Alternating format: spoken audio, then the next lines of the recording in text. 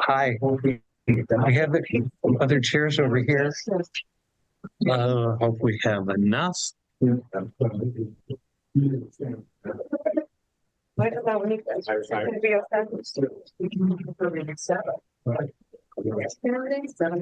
we have folding chairs as well.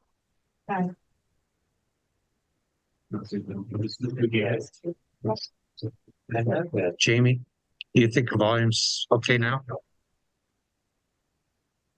Can you, in the virtual world, can you hear us? Yes.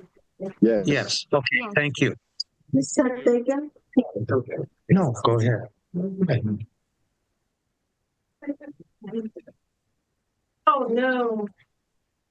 Okay. Just suddenly think of my son.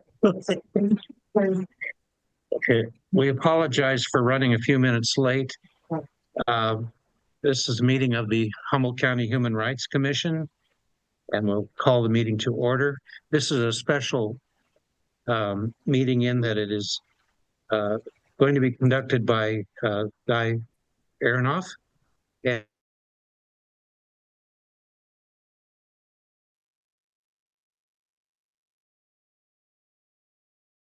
I'm sorry, the audio turned off.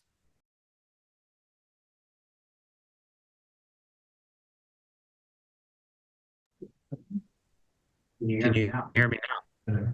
Yes, thank you. Thank you. Thank you. We'll call the meeting to order. First, with the land acknowledgement. As we gather today, we acknowledge that Eureka, California is ancestral territory of the Wendat people. We honor all indigenous people, territories, and sovereign governing governments that share governance within Humboldt County, California. We gather with respect and gratitude to those indigenous people. We thank and honor the indigenous caretakers of this land who continue to cherish and protect it. Their elders have instructed the young to consider the 7 generations ahead as they continue to protect the rights of the land and all people who live on it. We encourage all to align with and follow the lead of local indigenous communities as they steward the land and protect all of the natural resources. We'll have a moment of silence.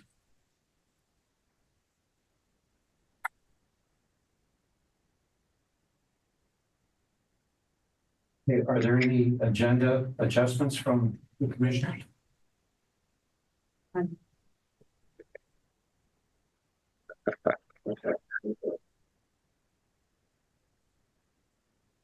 ahead. Scroll it. If you're getting feedback, you both have to mute your computer sound. Yours is, I think it might be Guy's. That just was Guy logged in.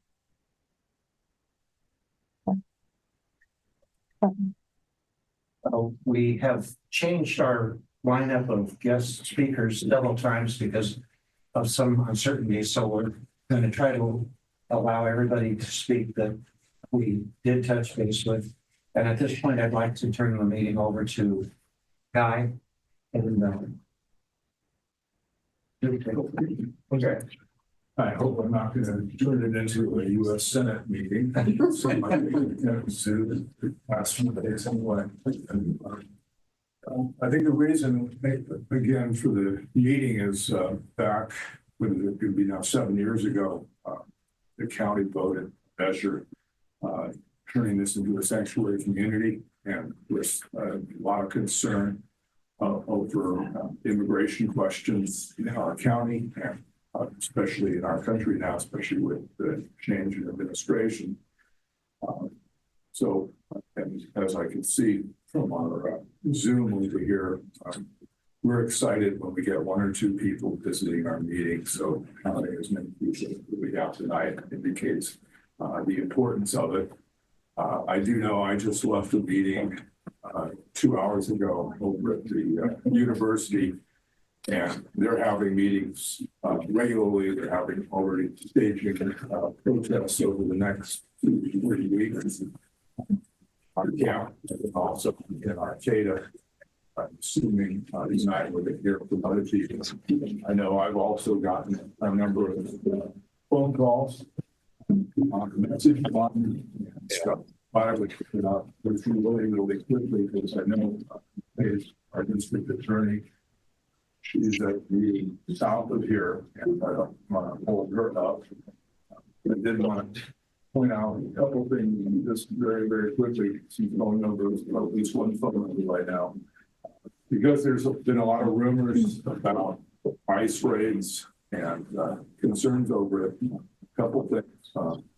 The ACLU of Northern California has a rapid response phone number, so people do have questions or concerns. Let me give you that number. It's 707-282-5226. Again, number 707 area code 282-5226. Now that's in addition to the number we have for the Humboldt County Human Rights Commission. You certainly can call that a number if you have questions. We'll also have an email over here in Humboldt County. It's Humboldt ACLU, all one word, at gmail.com. So if you have, for instance, concerns, and you also have concerns of anonymity, you can leave an email there with information, because I think one of the major things we're going to be having to deal with in not only our own community, but probably nationwide is all these, again, rumors that start to spread. And so therefore we need to have somebody check them out and make sure we're hearing, true stuff and not anything else. The other thing I just thought I would do when we do communications, I do have two communications just very quickly. And of course, we have representatives from the Board of Supervisors, from We can't sheriff hear. here tonight. Also, do have a couple comments. Very difficult to hear you. Is there a way that you can sit closer to your microphone? This whole comment that this is Ordinance and SB 54. We do not interact with immigration agencies and don't ask immigrants during our contacts. I don't think that basically almost word for word from Arcata, we do not inquire about immigration status. Remember, we do not interact with Italy regarding immigration status or stuff. But certainly want to hear from county officials over here. So I don't know. Like I said, I think if it's going to be okay with everybody here, I'd like to start with the district attorney. Again, she's taking time away from her meeting to talk to us. So we say they come and meet me. I think it's good. Yeah, well, Well, I can check it out. Let's try this. Let's try it like this, but mute yours, Jim, over there. Testing. Hopefully you guys can hear me now. Maybe a hand up, somebody wave. People goes. Hey, you got a thumbs up. I don't. Good, I see it. Well, I'm actually hard of hearing and I have trouble when I'm sitting right here. So Okay. if everyone could speak up, I think that. I think that the microphone is on that, It is. so everyone will need to be pretty loud. Okay. we're not using the owl. And you need to mute your. I'm sorry.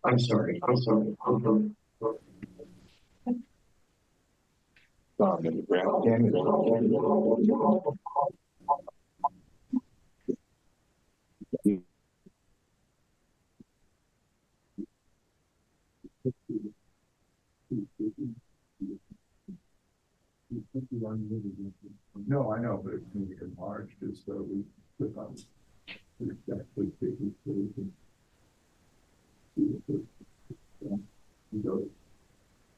when she speaks. It'll get it when she speaks.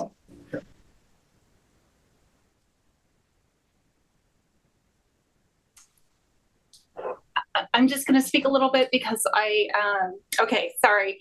We were having a little bit of difficulty hearing what was taking place and what exactly was said during the introduction. So I apologize for that. I very much would have liked to have been able to be there in person. Can everyone hear me that's online?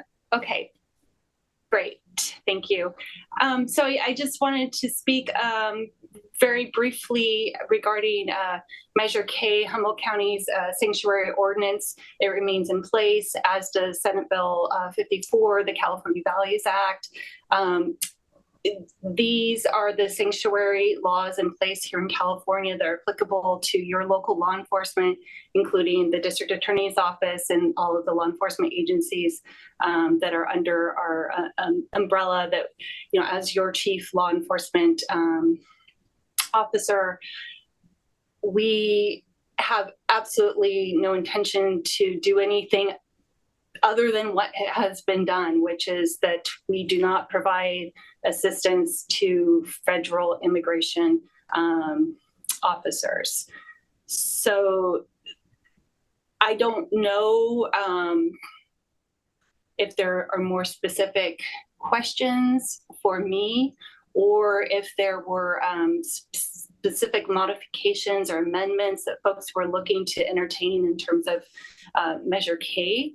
So I can't, you know, directly speak to that, but what I can represent, and I hope that it can somehow address the real fears that I suspect folks have regarding potential changes within the federal government, that we will continue to do what we've been doing, which is we do not provide assistance. The state law does contemplate post-conviction for very serious and violent offenses that some level of communication can occur, but that's for individuals who have been convicted of serious and violent crimes. And clearly that's a very small percentage of folks that might be directly impacted. So I'm happy to entertain any questions or provide whatever answers I might have within this forum, but more than anything, I wanted to be all ears for the time that I have available for this meeting. I'm very grateful to have the opportunity to attend, and I'm sorry that I'm not able to be there in person. I'm actually at a human trafficking conference right now, so I guess I'll lead it to those folks that are there in person. So it's a little, I just don't know exactly what was said, you know, leading up to my comments. So thank you.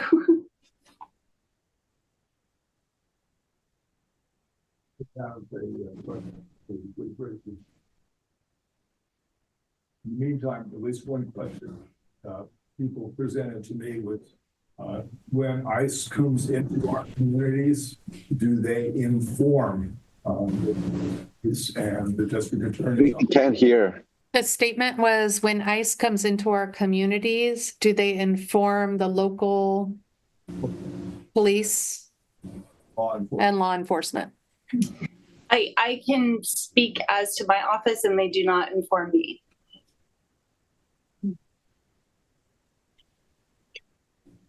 I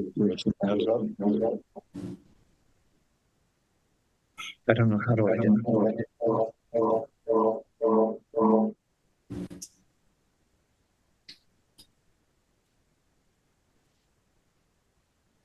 I'm not sure if there's a question, but I couldn't hear it if there was. I believe we have a question from, sorry, I'm not going to pronounce your name correctly. Yanaberry?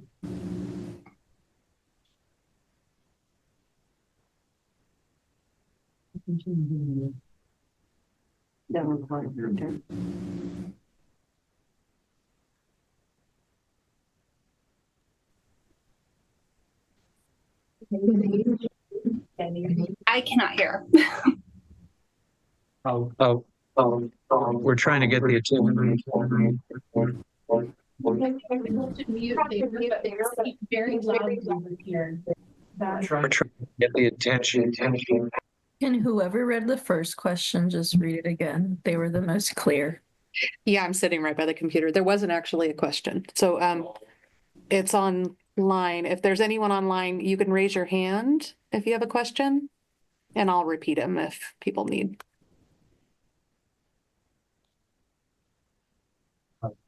Any other questions?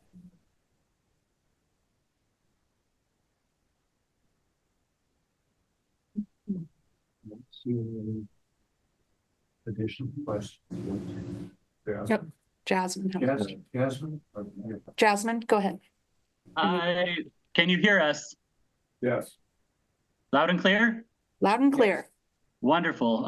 This is Cameron. I'm here with my wife, Yasmin. She's a green card holder, and we participate in Centro del Pueblo y todo and everything. Is there a representative of the sheriff's office here tonight or not? Yeah. Yes. Yes. Okay. Then our second question is, can the federal government, by means of lawsuits or anything else, try to pressure you guys into complying with their objectives? Like, can ICE try to sue the county or do anything like that to try to force your guys' hands to comply with whatever they want to do?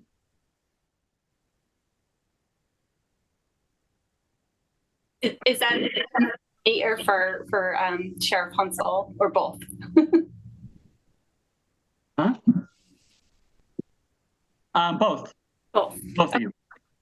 So my short answer would be I don't know. But at the end of the day, my job is to enforce the laws and uphold the Constitution of both the United States as well as of the state of California, and to ensure that I do everything I can to enhance public safety here in the county of Humboldt. So I intend to follow the law. And as the law now states, there are limitations in terms of what sort of interaction or assistance and that law enforcement can engage in, state law enforcement can engage in terms of with federal immigration officers and officials. So, from it's conceivable that all sorts of lawsuits can be filed. Whether those would be successful, that's a whole other question.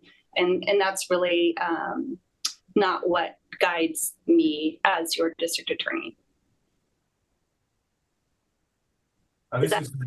Yeah, Stacey, I think you did a great job answering that question. This is Sheriff Billy Hansel, and so the federal government can ask for assistance, they can request assistance, but my primary job as sheriff is to enforce our local state laws. That's it. I have no jurisdiction over federal law enforcement. Zero. I cannot enforce federal law. That's not my job. Though I'm home to the federal Constitution and the state of California, and so I will not break any laws. So I will not obstruct a federal agency from coming in and doing their job. But for me, just doing my job is not obstructing. It's not obstructing at all. So we're here to enforce state law. That's our primary function, and to again enforce the local ordinances and what we do here. So they can't necessarily put any pressure on me because they can't force me to do anything that's outside of my ability to do. And so that is, so if they ask me to enforce the state law, I do that anyway. So they can't force me or ask me to do federal law enforcement because that's not my job. Buenas noches. Buenas noches. Hola. That answer your question? Did you all hear that online? Yes, it answers the question. I know Brenda is there. It looks like if somebody is available to translate into Spanish for these Spanish. No problem. The sheriff's primary job is to enforce state law. El trabajo principal del sheriff es aplicar la ley del estado. The sheriffs or law enforcement do not enforce federal law or immigration law. El sheriff o ningún agente de la fuerza aplica la ley federal. The federal government cannot make me or any law enforcement officials enforce federal law or immigration law. El gobierno federal o la ley federal no puede forzar al sheriff o a ningún agente a aplicar sus leyes. I think that answers the question. Y creo que eso contestó la pregunta. Just gracias. Gracias. Any other questions?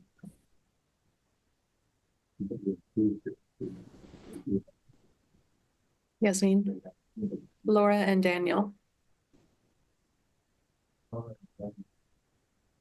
We don't, you're on. There you go. Hi, I'm Daniel. This is Laura, and thank you for holding this meeting. It's a really important meeting. And it was gratifying to hear District Attorney Eads and Sheriff Hansel both speak about their commitment to enforcing the laws of Humboldt County. I guess my concern has to do with not whether you can be forced to enforce federal law.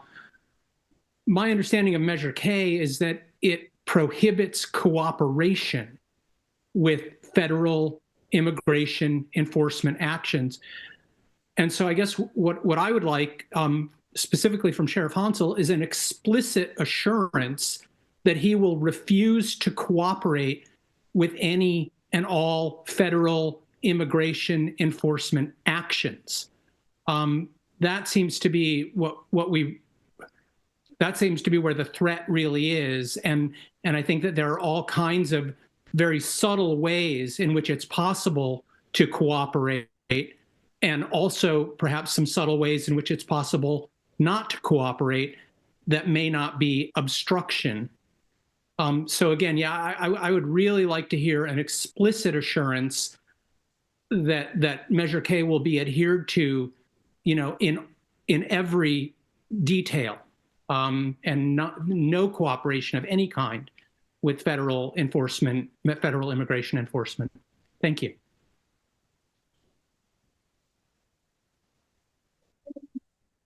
Laura y Daniel le piden al sheriff que asegure explícitamente que no solamente no obstruirá la ley, sino que no participará con agencias federales, ni siquiera en formas sutiles, pero tampoco en formas explícitas.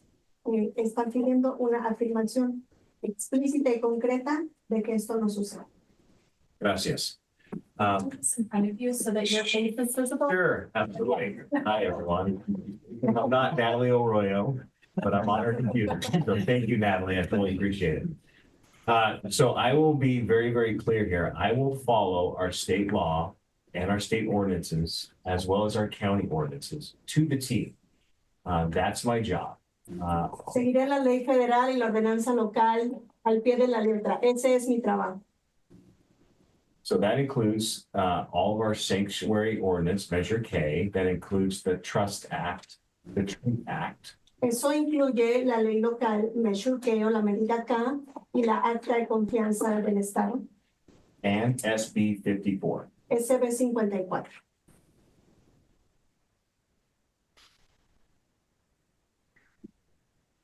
And I just wanted to reaffirm that we have been following that ordinance since it's been in place.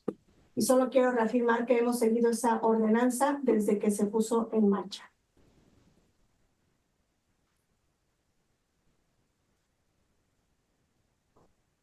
You want to mention? Thank you very much. Yeah. Yes. So just I was gonna wait till it's our turn, but I will jump ahead here a little bit. I don't know if there's any other questions for Stacy because she's got to go. If there's no other questions, I just wanted to make sure that we have the time and space for our district attorney before we kind of launch into our thing, because there's definitely things that I want to say. Si hay alguna otra pregunta para nuestra jueza de distrito, Stacy Itz, o para el sheriff, es momento. Hi, I'm not really sure if it's for the DA or for the sheriff's office, but I was just wondering like what it is then that y'all can do. Like I've noticed too, there's like a lot of anxiety with people thinking that ICE was here in Humboldt like just last week and then it was disproved. So I was just wondering if there's any way of like fact checking from y'all's office to kind of create more security within the community. ¿Qué es lo que pueden hacer con la ansiedad que genera la presencia de ICE? Si hay alguna forma de verificar datos. Do you want me to answer that, Stacy? Well, I'm happy to comment, and I think that law enforcement does have some, under certain scenarios, the ability to do that sort of fact checking, and I would think that there's many good reasons that they would do that under certain situations. So I do think there's that possibility, absolutely, and. I do, as Sheriff Hansel mentioned, I do need to go. I am so sorry. I appreciate everyone, and I'm more than happy to continue to be involved in this discussion, and wish you all well-being. So thank you.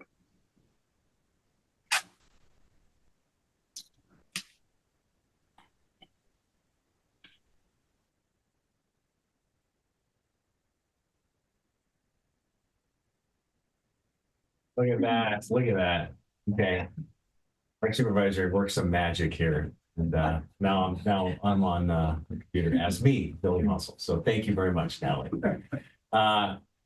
So as far as communication goes, you know, this is one of those things that a sanctuary ordinance, you know, works against us because before the sanctuary ordinance was in place, before SB 54 was in place, we had open dialogue with ICE. So every time they came into town, I was able to call them up, talk to their local agents, and they were able to tell me what's going on. They actually told me when they were coming into town.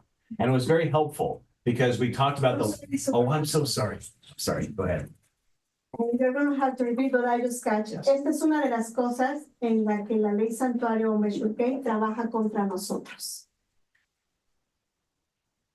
So having a sanctuary ordinance or a sanctuary state in place where we don't have communication, open communication with ICE, it makes it difficult in these kind of circumstances to dispel rumors. Teniendo una ley santuario donde no hay permiso para comunicación con ICE, hace muy difícil desmentir estos rumores. Prior to our sanctuary ordinance, we were able to receive information from ICE when they were coming into Humboldt County. Antes de la Meshulkei o la Sanctuary Law, recibíamos informaciones de ICE antes de que vinieran al condado. So this week, we had rumors that ICE was in town and it was causing panic throughout our community. Esta semana tuvimos rumores de que ICE estaba en el pueblo y eso causó pánico en toda la comunidad. I received phone calls from Natalie and other supervisors asking what can be done. Recibí llamadas de Natalie y otros supervisores preguntando qué podemos hacer. And I had to explain that they don't call me anymore. Y tuve que explicar que ellos, ICE, no me llaman, ya no me llaman. And there's nothing that prevents them from coming into our county. Y no hay nada que les prohíba venir al condado For immigration enforcement. para la aplicación de las leyes de migración. However, Sin embargo, ICE and immigration enforcement will not come into our county randomly and start asking people to prove citizenship. Sin embargo, ICE y los agentes de migración no vendrán aleatoriamente al pueblo preguntándole a las personas o deteniéndolas sobre su estado migratorio.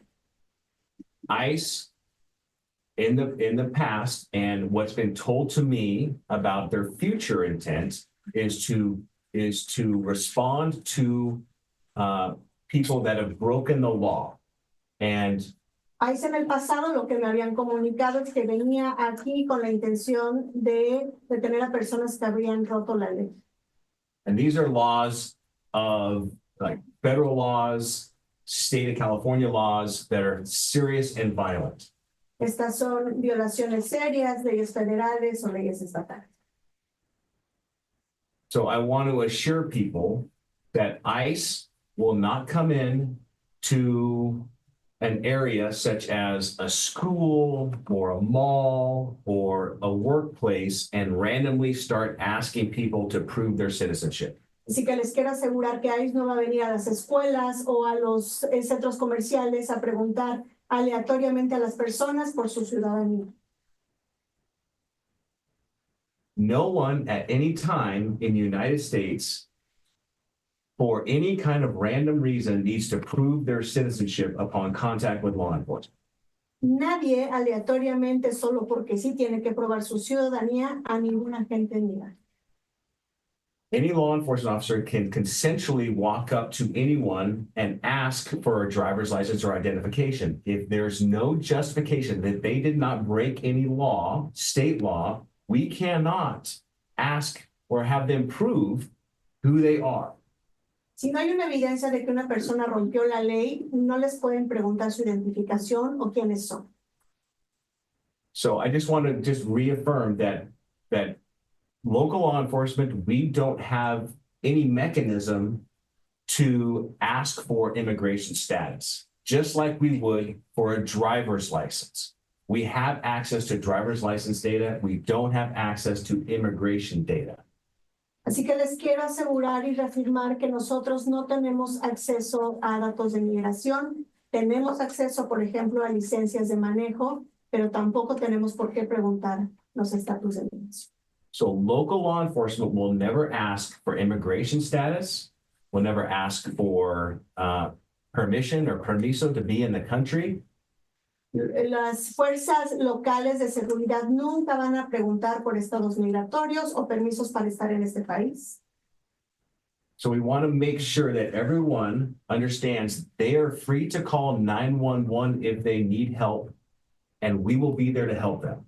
Queremos asegurarles que pueden llamar al 911 para pedir ayuda y nosotros estaremos dispuestos a ayudarles.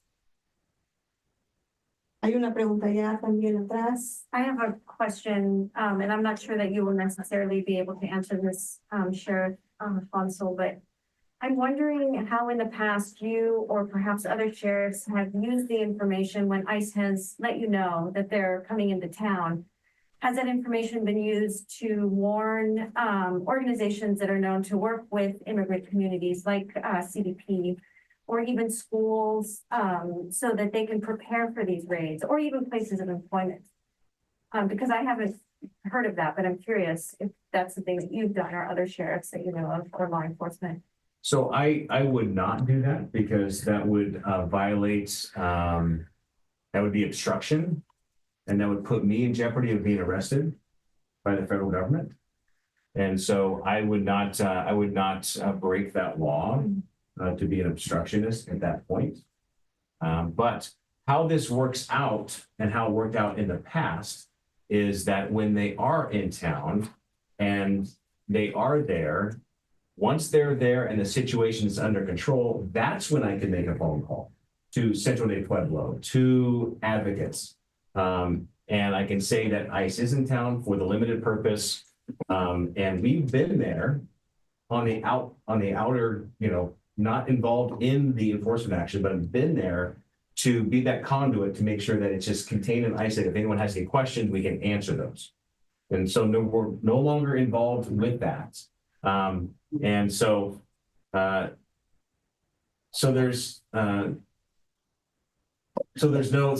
when it comes down to it is, if they do plan on coming here, I would still hope that they would call us, but I don't have any guarantees that that would happen. Elena preguntó sobre en el pasado cómo se ha usado la información cuando ICE viene aquí. El sheriff contestó que en el pasado, cuando ellos, ICE, estaban en el pueblo, su propósito era bueno, me perdí esa parte, pero el pueblo, su propósito es ahora comunicar a centros del pueblo u otras personas sobre la acción. Ellos no participan en la acción, pero ellos pueden comunicar a otros grupos lo que está pasando y que él espera que ICE se comunique cuando venga aquí. I understand that with the communication from the Trump administration and the change in immigration enforcement, Entiendo que la comunicación de la administración de Trump y las fuerzas de aplicación de la ley, that there's a lot of stress and there's a lot of questions in our community. That's why we have a great turnout today. causan mucho estrés y muchas preguntas en la comunidad y por eso hay una gran participación hoy. Our Board of Supervisors also have stressed this with me, and they've asked for a public meeting. Nuestra Junta de Supervisores también levantaron esta preocupación y me preguntaron por una sesión especial. I've worked with Supervisor Arroyo and Supervisor Wilson that we are going to have a public meeting on February 4th. Y estoy trabajando con la supervisora Arroyo y el supervisor Wilson para tener una sesión especial el 4 de febrero. At that meeting, we will discuss our compliance with Measure K. En esa reunión nosotros vamos a discutir nuestro cumplimiento con la medida K, We will discuss our compliance with SB 54. nuestro cumplimiento con la SB 54 de California. We will go over our immigration policy. Vamos a revisar la política de inmigración. We will go over how many times ICE has interacted with us in our correctional facility. Vamos a revisar cuántas veces ICE ha interactuado con nosotros en nuestra correccional local. And it will be a time for us to hear from the public Va a ser el momento para ellos, para el sheriff y su oficina, de escuchar del público regarding their concerns or questions regarding our policy and our interaction with ICE. acerca de sus preocupaciones y preguntas relacionadas con ICE y la relación de la oficina del sheriff con ICE. We would have had this meeting sooner, Hubiéramos tenido esta reunión antes, but we're required per our ordinance to have a 30-day public notice for this meeting. pero estamos mandados por la ordenanza de anunciar 30 días antes que suceda esta reunión. So February 4th is the soonest we could have. Así que el 4 de febrero es lo más pronto posible. So I'm thanking the Human Rights Commission Le agradezco a la Comisión de Derechos Humanos that we can answer some of these questions now y and podemos adelantar estas preguntas ahora try to make our community at ease, y tratar de tranquilizar a nuestras comunidades, because I don't want people to unnecessarily stress or be in fear or not show up to work. porque no quisiera que estuvieran innecesariamente bajo estrés o que no fueran, por ejemplo, al trabajo, Not sending their kids to school, que no mandaran a los hijos a la escuela not going to church. o no fueran a la iglesia. We want people to feel comfortable living here and being in Humboldt County, knowing that law enforcement and our government is there to support everyone here. Queremos que todas las personas se sientan cómodas de vivir aquí y de saber que los agentes de la ley están aquí para servirles. Hay una pregunta. Can I interrupt for 1 second? 1 moment, just a process question. 3 of us elected, well, I have to go, Steve, so I don't know if you want to. Okay, okay. Okay, so Steve Madrone is here, and I want to appreciate that you're here. I will stay if you're going to leave, but 3 of us can't be in the room at the same time. Well, we can, but we can't be talking about it. We can't really be talking about issues, One of so us can't say anything. I just wanted to make sure that we don't have a Brown Act. Okay. We've been down that road. It's all right. We have law enforcement here. Yeah, they can. I do not want to force that. No. But I've got to head out. I apologize, but I'm more than happy to come in the future. I understood that I was actually on the agenda, but I didn't know that in advance, so I'm not sure about that one. But It's been a little anyway, we've confusing. got Mike and Natalie here. I think we got good coverage. I appreciate what you just had to say, Sheriff Hansel. So I'm just leaving it at that because I don't want to jump into saying stuff because those 2 are going to be talking. Thank you very much. Thank you all for your work. Thank you. We have somebody in the back. Muy buenas noches con todos. Mi nombre es Dulce Ospina. Me dirijo a Sheriff. Sheriff, como madre sola, soy una mamá de 4 niños, migrante, lógicamente, colombiana. Tengo algo que me aterroriza. Si le pongo una pregunta es, ¿qué sucede en el momento en que, voy a aclarar esto, es que yo no tengo a nadie más en el país? Estoy sola con mis 4 hijos menores de edad. Si soy detenida por inmigración, ¿qué va a pasar con mis hijos? Porque en el control de Trump pasado yo vi cualquier cantidad de atrocidades con los niños encarcelados. Yo vengo huyendo de mi país por temas similares a encontrar algo así. Yo quiero saber qué va a hacer California. ¿Qué debo de hacer yo como mamá para proteger a mis hijos en caso de que me quieran deportar o que me deporten? ¿Qué va a pasar con mis hijos? Yo se los puedo dejar, yo siempre lo he dicho en el colegio, si me pasa algo, entréguelos al condado, pero no a Trump. Yo no quiero entregarle a mis hijos a Trump. Entonces, esa es mi pregunta para ustedes. Muchas gracias. Gracias. My name is Dulce Ospina. I'm a single mom of 4. I'm an immigrant from Colombia. And something that terrifies me, because I am alone here with my 4 children, is what is going to happen to my children if I'm detained, if I am deported. What California or the law enforcement here can do in case I am deported. I don't want to see my children under Trump's, because we all see what happened to the children under Trump's. What can you do? Gracias. Yo hablo un poquito español. Okay, gracias. So, as far as immigration enforcement, we don't have any control over that.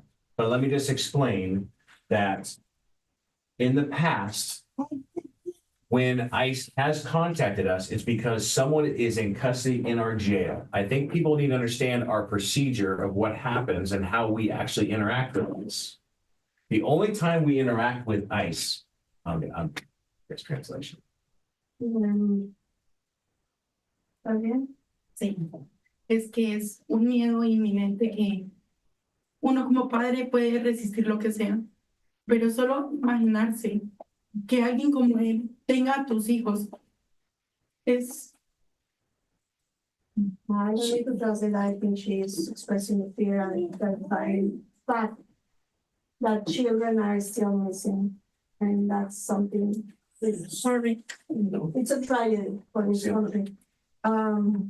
El sheriff estaba diciendo que en temas de aplicación de la ley de inmigración, él no tiene ningún control, pero que él te quisiera decir que en el pasado, cuando él tenía comunicaciones, porque alguien estaba en custodia o detenido, y hasta allá.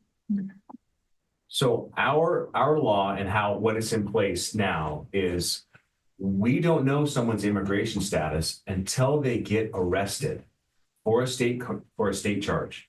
So, en nuestra ley, cómo funciona es que ellos no saben el estado migratorio hasta que alguien es arrestado bajo cargos estatales, cargos penales estatales. They're transported and fingerprinted in our correctional facility. Ellos son transportados y les son tomadas las huellas en las facilidades del edificio de la corrección local. The fingerprints are transmitted to the FBI, to state DOJ, and to Homeland Security and Immigration. Las huellas son transportadas al FBI, al Homeland Security, que es oficina de seguridad, y también a las agencies. Immigration, nice. Investigaciones. DOJ. State. If someone has been previously deported or is on an immigration violation and HSI has the fingerprints in the system, they will notify us that person who's in custody should be held or on a detainer for an immigration violation. Si alguien identifica esas huellas que ha sido deportado antes o que ha violado la ley en ese nivel federal, la oficina de ICE se comunica con el sheriff para decir que esa persona debe estar detenida. We do not honor that hold. Ellos no honran esa detención. We cannot hold anyone beyond what their state charges would keep them in custody for. Ellos no detienen a nadie más allá de lo que el Estado les ordena. The only time when we would facilitate ICE coming into our facility and we would release someone to ICE when they would be normally released for state charges is when they've previously been convicted of a serious or violent felony. La única ocasión en la que ellos le entregarían a alguien ahí es si esa persona ha estado en el pasado acusada de algún crimen muy serio. And that is following our local ordinance and SB 54. Y eso está en la ley local y en la ley del Estado de Servicio. This does not prevent anyone from bailing out Esto no previene a nadie de pagar fianza or being released on a citation o de ser liberado bajo custodia or a court date. o tener un día de la corte. Thank you. Can I say something? She mentioned that she said if in case I stayed with her, so she said she wanna give the kids to the condado. That's what it is. So how does that work? So this was the first time I hear that. So because she said she don't want the kids go to the Trump administration or whatever. So then she said how that if that happens, so how can this work? Right. So if anyone is detained or arrested, Si alguien es detenido o arrestado, their kids can't go with them. sus hijos no pueden ir con ellos. Social services, county social services will come in and take custody of the children. Los servicios sociales del condado irán a la casa, tomarán a los niños y tomarán custodia de los niños. Social services will place those children with family members Los servicios sociales del condado van a poner esos niños con miembros de familia or close non-relatives. o personas cercanas que no sean familiares. If none of those are present or there's not a good place that they can release those children, then they'll go into foster care. Sí, eso está disponible, entonces ellos irían a una casa. Oh, okay.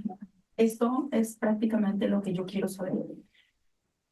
Exacto. Maybe que no va a pasar. ¿Me deportan? No van a entregarle a mis hijos a él. Van a decir, ok, ellos también tienen que salir del país y si a él le da la gana de cambiar la ley, los manda para otro lugar. No. Sí, yo quiero estar segura porque yo no tengo más familia, no tengo a nadie cercano en el país, de que mis hijos a la final se van a quedar en el condado de California, porque yo voy a regresar como sea por eso. Como de lugar yo voy a regresar. Pero si él los tiene, cualquier cosa le puede pasar a los niños. ¿Cuántos niños se desaparecieron en su poder? I just want to make sure the kids are going to be here.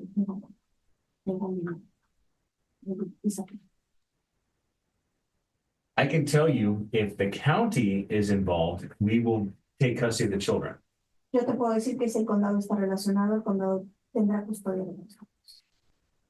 And I hope everybody here read the sanctuary law because there is explicit measures for the kids and the parents in the law that perhaps would be relevant to clarify at this point. Where Dulce can sign an order to leave the children under the custody of whomever she chooses, regardless if she is undocumented or if she commits a crime. The parent is in the power of protecting the children after this. So, los papás bajo la ley santuario deciden con quién se quedan los niños. No hay esa desaparición. Y por eso la ley pedía que se queden las familias juntas. And that's why it was such a strong commitment to have families belonging together. And it is still. And because the fear is there, and because these cases are arising, and because the policy of federal government is still, alerting of family deportation in groups. And that's because we need to, like Sheriff is saying, and is doing, clarify every precise point of this law. And what are we doing to enhance and to improve it, and find the positive points and not the obstructions with the affirmative action under this law? What are we doing? Sure.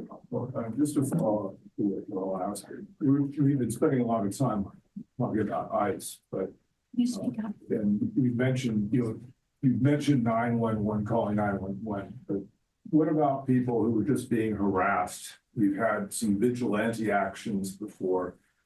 Is there anybody in your office that you could direct people to, if there's a problem, or is this just reported as another crime that you would do?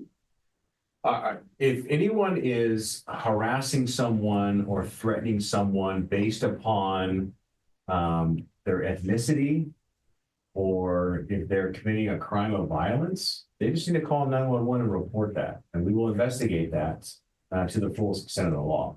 And we will need the support of the person that's going to be harassed, the person that experienced that.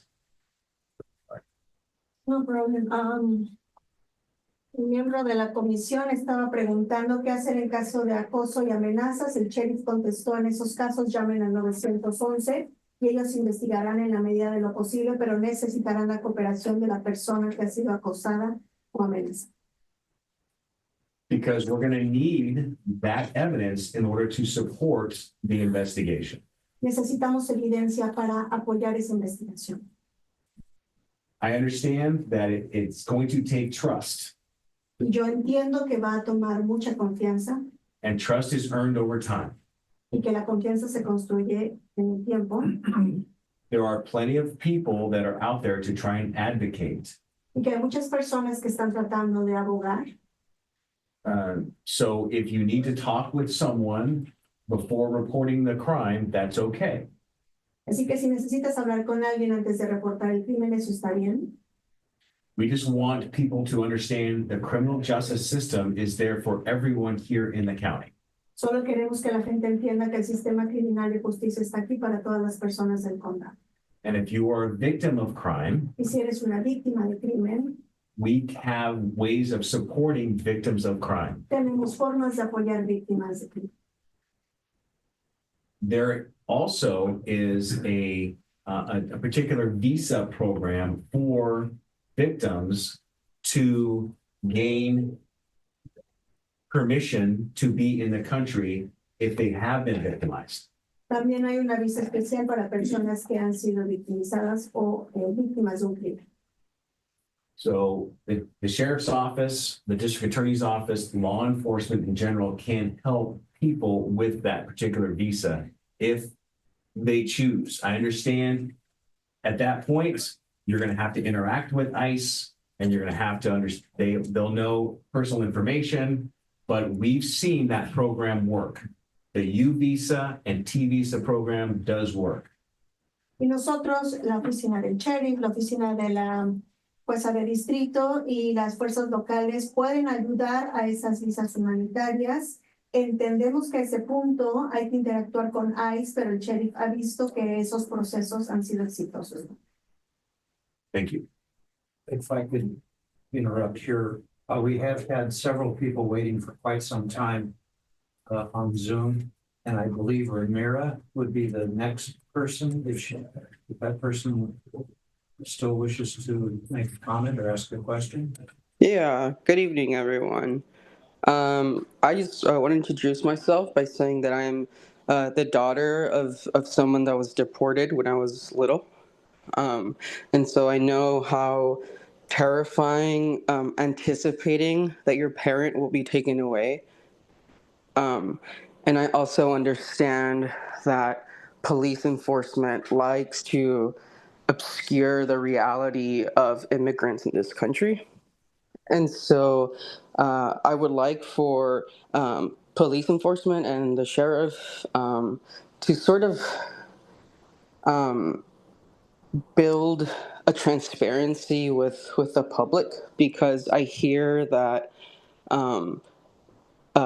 that police enforcement in the city have no control over ICE, and that you cannot prevent ICE from coming, and that you do not cooperate with ICE unless there is a crime. And you talk about building trust over time, but I feel that the city is building distrust over time. Number one, our mayor, Alex Stillman, was caught on Zoom Live saying that she would rather have a computer so that she could scroll instead of listening to the people from El Centro del Pueblo and the people from Humboldt for Palestine and the people advocating for the charges against Big Mike to be dropped and for the brutal 5 police officers to be investigated and charged for police violence and brutality. I would also like to point out that our Assistant District Attorney for Humboldt County, Roger Reese, has been known to harass Palestinian members of our community, including my own friends that I practically consider family members. And so when the entire system, from the mayor to the police to the courthouse, are corrupt, such as they are in this city, and they struggle, or not struggle, but you guys are just so rooted in white supremacy. How can you tell us to be calm that we are okay as long as we have not been convicted by a crime, when you all love to convict minorities and Black people and Indigenous people and migrants for crimes in the city? So do you understand that disconnect between my fellow migrant community that's so frightened that something could happen to them? Because we've seen over the past years of living here just how you treat people like us. And so as a person of privilege, as a white person, I want to speak up. As a trans woman, I want to speak up. As a daughter, as a trans daughter of someone who was deported. As a friend of Palestinians, I want you all to know that we do not trust you because you show us just how brutal you can be. And your words are nice, but your actions speak so much more louder. And you destroying the encampments of our houseless outdoor neighbors and brutalizing people that are just cooking, barbecuing on the plaza. You want us to call 911? Be serious, please. Do not think that our language barriers or where we come from or our education and our upbringings means that we cannot see the reality.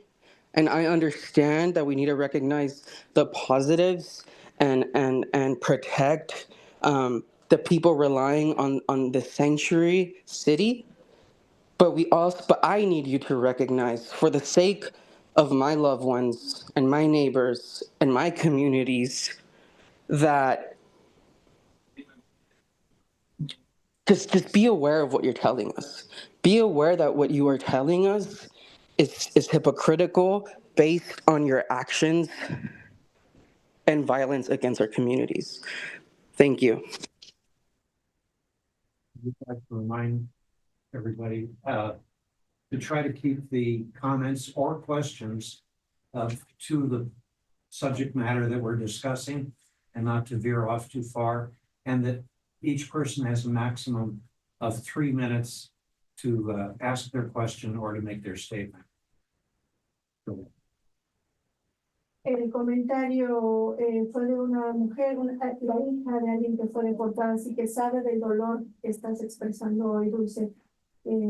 Ella opina que a las fuerzas del orden les gusta oscurecer la realidad de los migrantes y les pide que construyan transparencia en lugar de eso, porque ella está escuchando que no hay cooperación con ICE a menos que se cometan crímenes, pero de nuevo, no hay confianza. La confianza, como se dijo aquí, se construye en el tiempo, pero las agencias han construido desconfianza, y que cuando el sistema de todos los niveles, desde la alcaldesa a la policía, están enraizadas en la supremacía blanca, no nos pueden decir que estemos tranquilos y sistemáticamente arrestan a indígenas, a migrantes. No confiamos porque nos han demostrado lo brutales que pueden ser, aunque sus palabras sean bonitas. Y que no piensen que las barreras del idioma o la educación nos hacen creer en la hipocresía de sus acciones. Después, el miembro de la comisión nos pide que restringamos el tiempo de los comentarios a 3 minutos. We have a couple supervisors here tonight. I want to give them an opportunity to speak.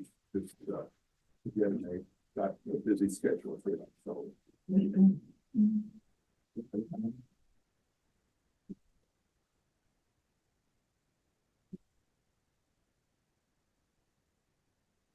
Buenas noches, soy Natalie Arroyo, una oficial electada al condado de Humboldt. I'm Natalie Arroyo, good evening. I'm an elected official for the county of Humboldt. Mi español no es perfecto, pero es importante para practicar. I said, okay, my Spanish isn't perfect, but I have to practice. Yo represento la comunidad de Eureka, el área de Eureka por el condado. I represent the area of Eureka for the county. Y un momentito. La palabra es la alcaldesa de Eureka, Kimbergell Daki. So the mayor of Humboldt, of the city of Eureka is here as well. Bueno, este tema es muy importante para mí y bueno, quiero ser un recurso. So this topic is really important for me. I want to be a resource for the community. Y también soy una, ¿cómo se dice? Commissioner. Comisionada de First Five Humboldt. I'm a commissioner from First Five. Y tenemos un recurso, la carpeta roja, por inmigrantes de esta comunidad. We have a resource called the Red Folder for immigrant people in our community. And it's available online also. Bueno, tengo otro compromiso y a las 6:30. I have another commitment at 6:30, so I'm going to be departing in a little bit. But I want to thank Brenda for interpreting tonight. It's very important. Gracias a Brenda por la interpretación esta noche.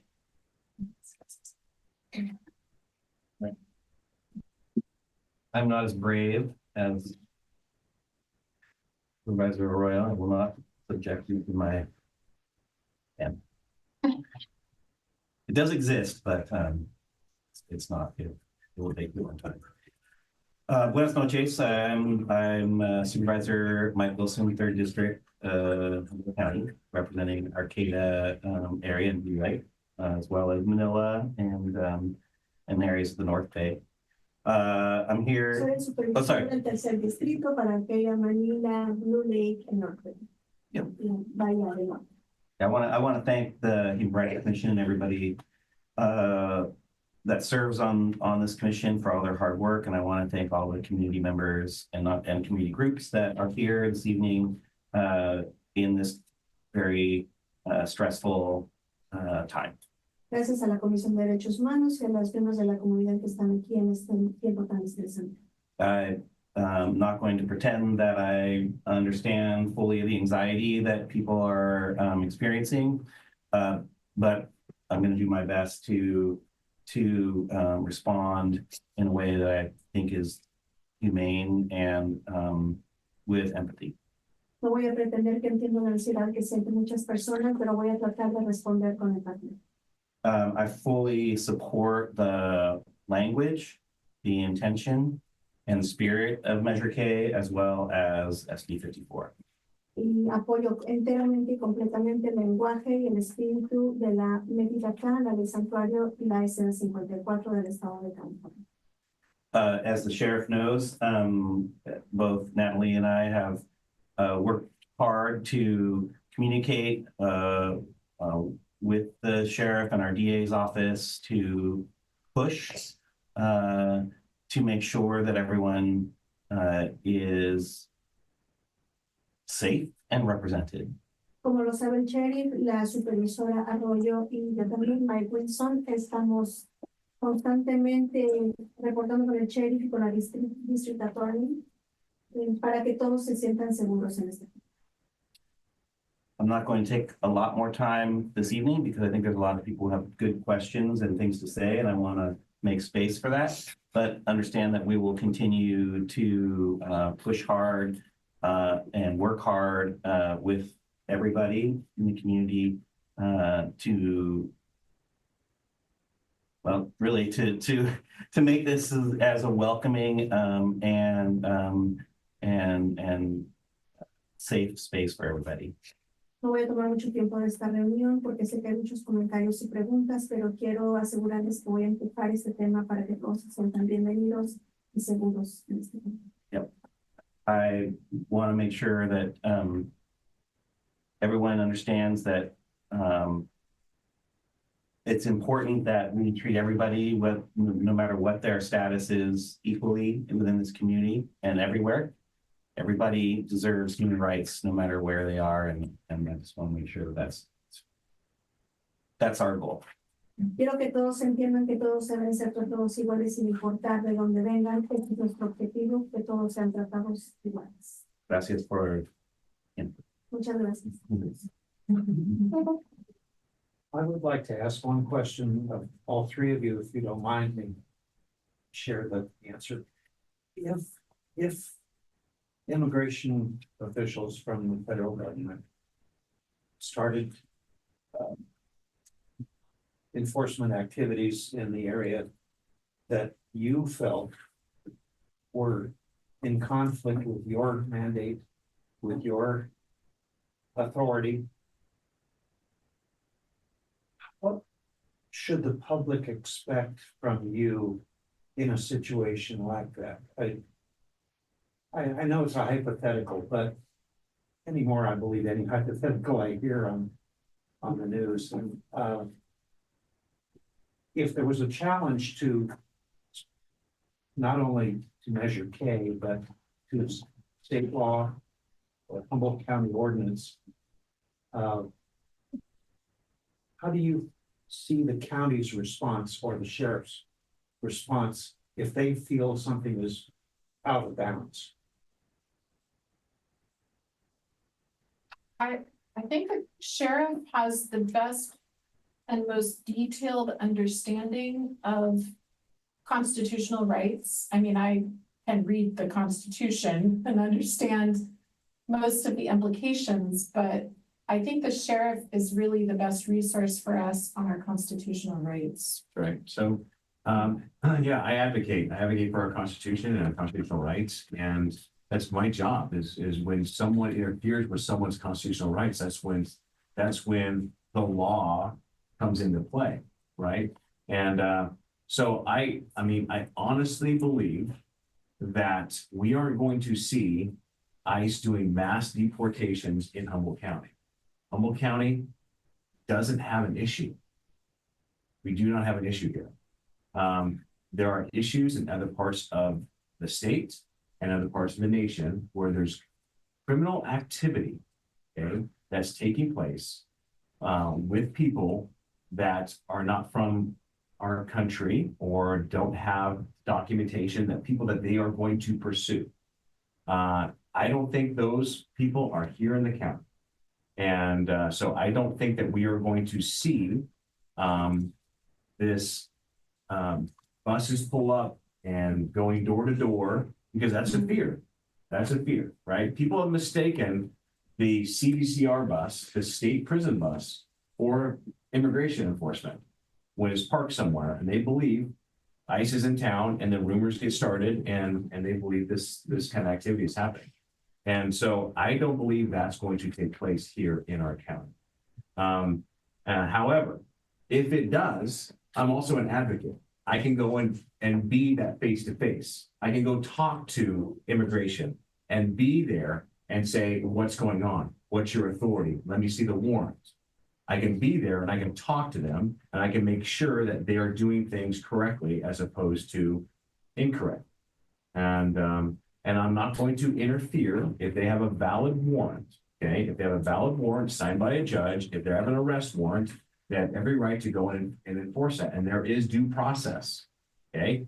Just because someone is arrested by ICE does not mean that they are going to immediately be deported. There is a due process for every single one that is detained and arrested by ICE, okay? Thank you. Sorry. Please stop me, please.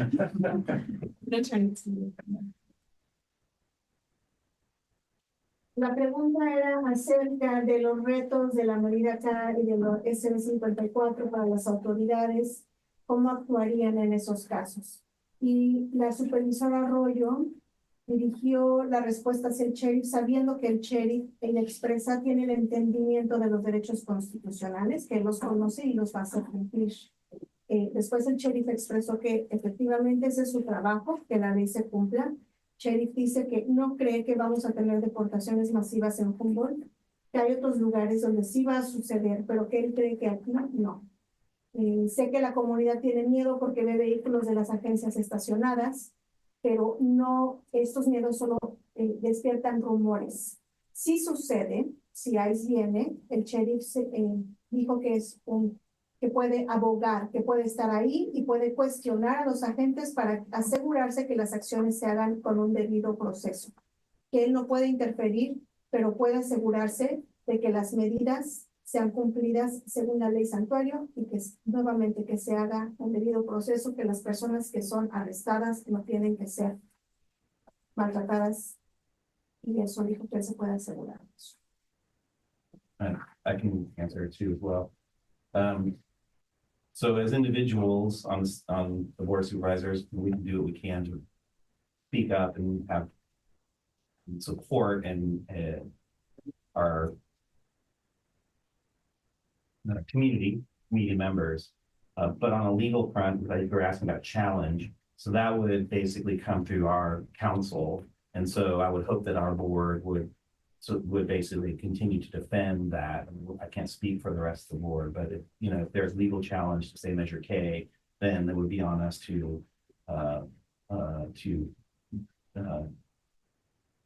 work on that or to defend that measure.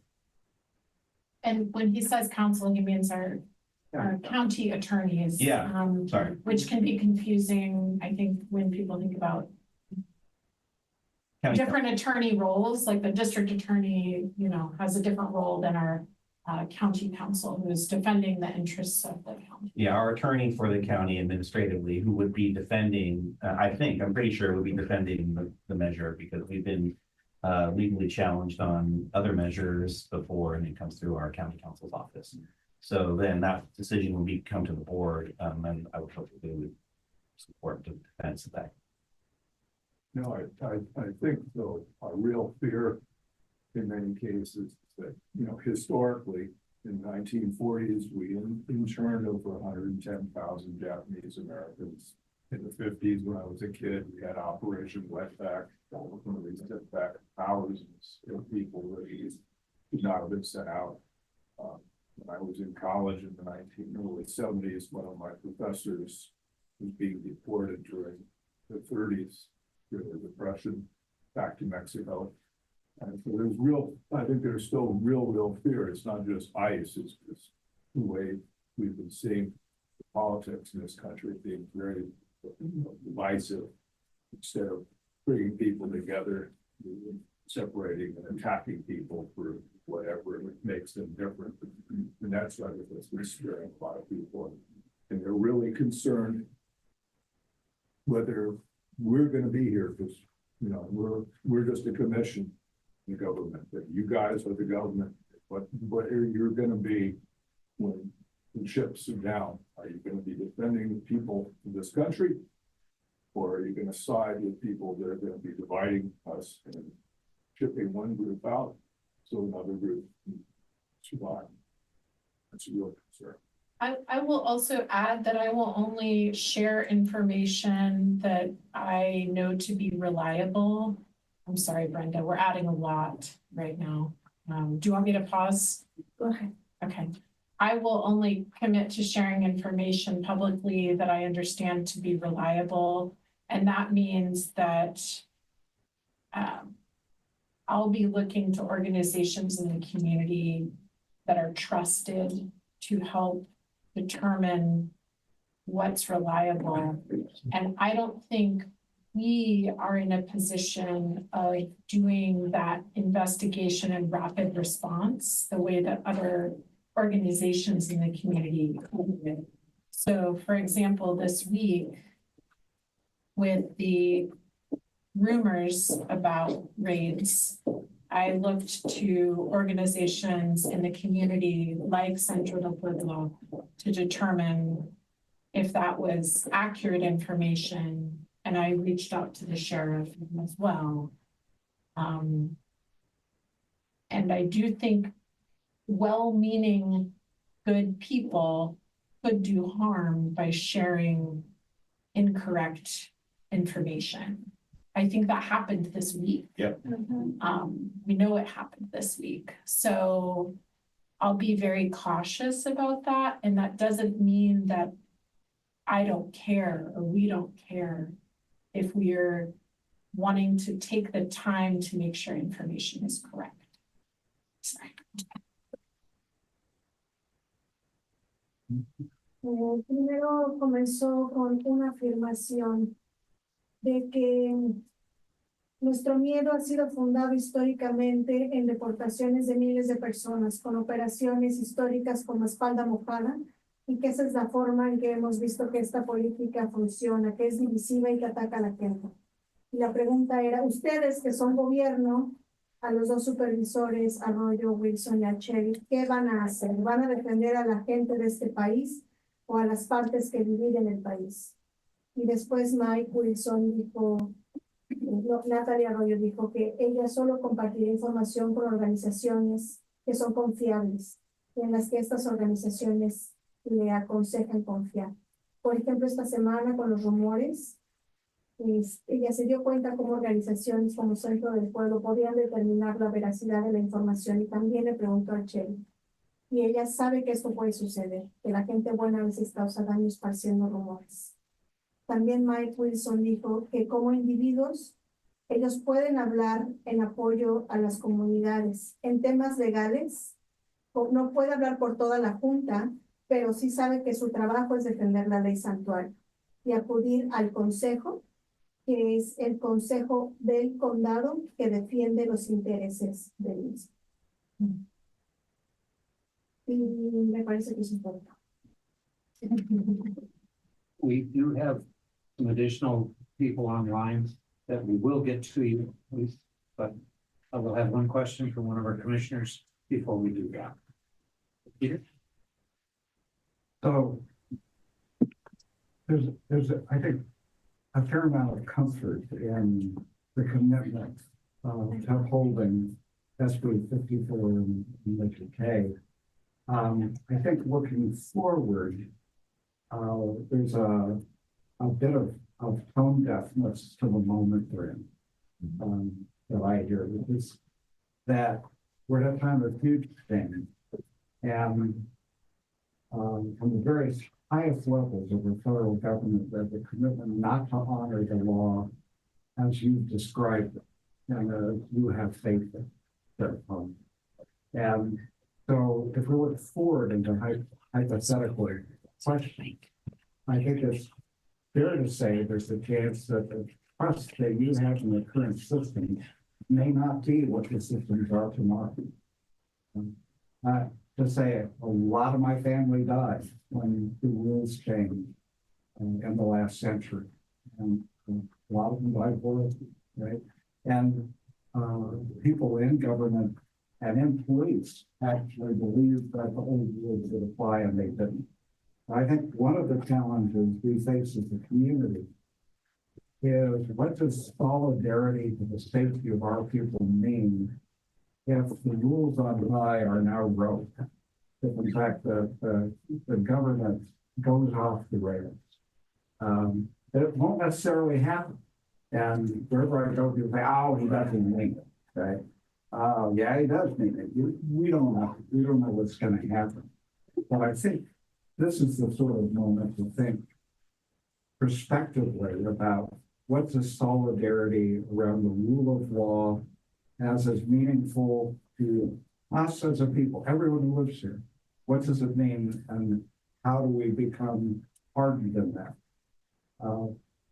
Because of that, I don't think saying these are the rules, this is what ICE will do, this is what we will do, looking forward is the right answer.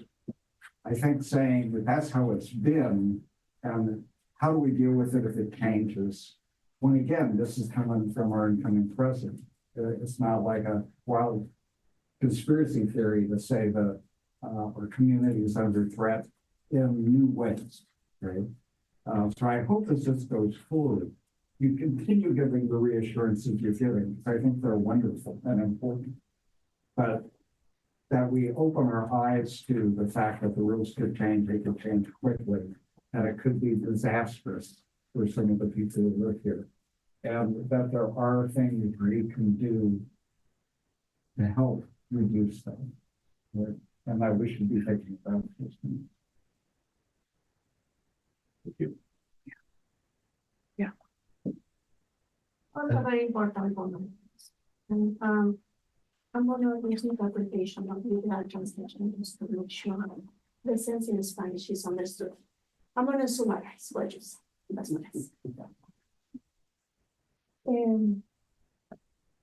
Aunque hay compromiso de apoyar la medida KISM 54, la confianza puede cambiar. Y ese es uno de los retos que enfrentamos en comunidad, la incertidumbre.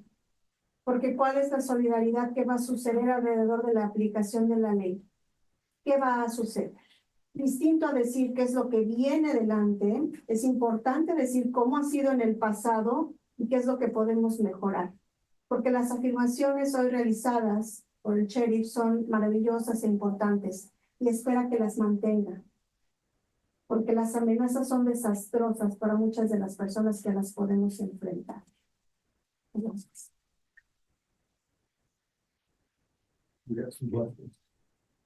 Yes, we do. Diana, I believe, is next. If we're getting you out of order, our apologies, but we're doing the best we can. Hi, yes. Thank you. Can you hear me? Yes. Loud and clear. Okay. So I believe someone asked, but it was not clear to me. What is the law enforcement allowed or forced to assist ICE with? If ICE makes a raid and asks assistance with a traffic stop, would any of our law enforcement be forced to help? And was it also proven that Fortuna Police Department did not assist ICE as it was mentioned in social media? And I can translate also if you want in Spanish. Creo que alguien ya preguntó, pero no fue muy claro en qué están permitidos o forzados a asistir a ICE.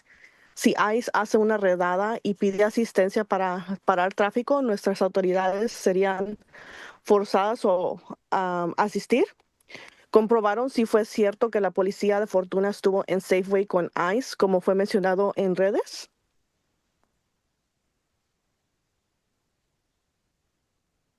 As far as Fortuna Police Department goes and what they did the other night, that did not involve ICE. I'm not going to comment on what that was involving, but it was another federal agency and had nothing to do with immigration. So you can contact Fortuna Police Department and they can give you a statement on that, but ICE was not involved in that. Regarding any immigration enforcement, the sheriff's office or law enforcement will not cooperate and detain anyone or assist with solely immigration. That's not our job, and that's not what and we're prohibited from doing that. So that's not what we would be doing here. Lo que hizo la policía de Fortuna en Safeway no puede ser descrito en esta reunión. Pueden acudir a la agencia y preguntar directamente, pero sí actuó con otra agencia federal distinta de ICE. Y en lo que se refiere a ellos, ellos no detendrán a nadie solo para aplicar leyes de migración. Están prohibidos de hacer eso y no lo van a hacer. We have another speaker, Jessica. Are you still on?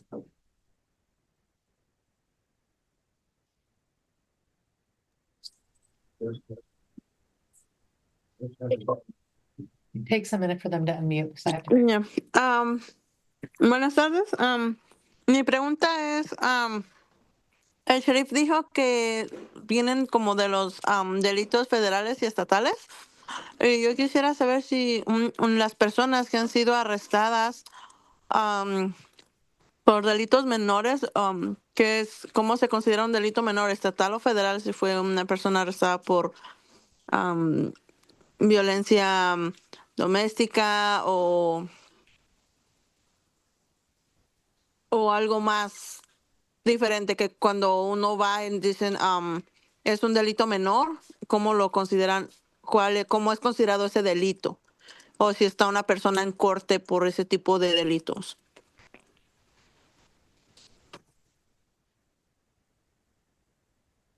Because we were talking about the federal laws and the state laws. If people have been detained because of felonies that are not considered small felonies. Okay. Like she mentioned, domestic violence. How do this play in this context? How would those felonies would be considered in front of ICE? Yes. So there is a list of serious and violent felonies in the penal code that you would have to get convicted of. And your next offense, if you are incarcerated, then you could be turned over to ICE if they wanted to receive you. So domestic violence, someone is just arrested for domestic violence. That does not equate for us to turn anyone over to ICE. Existe una lista en el Código Penal, una lista de crímenes que califican. Entonces, si ese crimen que comentas de la violencia doméstica, y si eres arrestado por eso, la oficina del sheriff no puede interferir, no puede inmediatamente trasladarlo a ICE. Pero existe una lista. Sí, entiendo esa parte, pero cuando ellos vienen, ¿tienen acceso a esos archivos de las personas que han sido arrestadas por violencia doméstica? She wants to know if when ICE comes, will they have access to those people that were arrested for domestic violence? No. No. No. Ok, muy bien, gracias. So one of the things that's important, that ICE could show up at our correctional facility and they want to talk to someone in our facility, right? So if someone is in our facility that has been previously deported or is in the country illegally per ICE, and they send an ICE detainer, a hold to us, again, we don't honor those, but they know they're here. ICE could show up at any time and want to talk to them. De nuevo, ICE puede aparecer en las oficinas de las correccionales locales y saber que hay personas aquí detenidas, ellos pueden llevárselos. El sheriff no está dispuesto a honrar esos actos, pero ICE lo puede hacer de todas formas. Our correctional facility will then go and speak to the person that ICE wants to speak to. Después, la oficina de la correccional hablará con esa persona con la que ICE quiere hablar. They will ask the person that's incarcerated if they want to speak to ICE or not. Le preguntarán a la persona que está encarcelada si quiere hablar con ICE o no. If they say no, we do not allow ICE to go and speak with them. Si ellos dicen que no, la oficina del sheriff no le permitirá a ICE ir a hablar con ellos. This is a law that's in place that is like no other. Esta es una ley que está puesta en marcha que no es como ninguna otra. If the FBI showed up to our jail and wanted to speak with someone, we would arrange to have them speak with the person. si el FBI viene y pide hablar con esa persona, ellos arreglarán cómo se puede llegar a esa conversación. So in this instance, a person that ICE wants to speak with has more rights, so to speak, and we're there to protect them. So, en este momento, las personas con las que ICE quiere hablar tendrían más derechos que las personas con las que el FBI quiere hablar. ¿Entendió? Related to that, on our site, on the Human Rights Commission site, we're going to be posting the Sheriff's Handbook. There's a section there on immigration violations. So what Sheriff Hansel's talking about, it's pretty detailed. So you can peruse it, get all as much as you want, I guess. And yeah, it's on our website too. Our immigration policy and our guidelines is on our website. You can go over there and it's in English, but you can see it. And La política de migración y la información que está ofreciendo el sheriff es en el sitio web de la oficina del sheriff. Está en inglés, pero pueden ir y revisar. Would be nice to have it translated. It's fine. I think we've done that in the past, so I think we have it somewhere. I'll look into it. We have Fernando Paz, he's waiting. Fernando, are you on? Is it my turn? I can't really hear. I think they called Fernando pause. Oh, okay. Sorry, I can't see you, Fernando, so hold on. No, he's got his hand up, but I don't think he has his hand up. supposed to be certified. He is here. He's here. It's very. No, he's here. You're there, Fernando?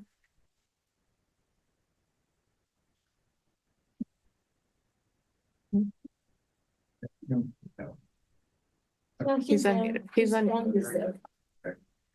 And then, oh, there he is. There he is. Good evening.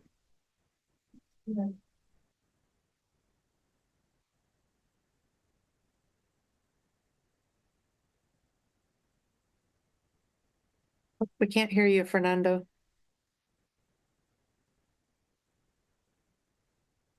Unmute. He is unmuted. Audio's not working.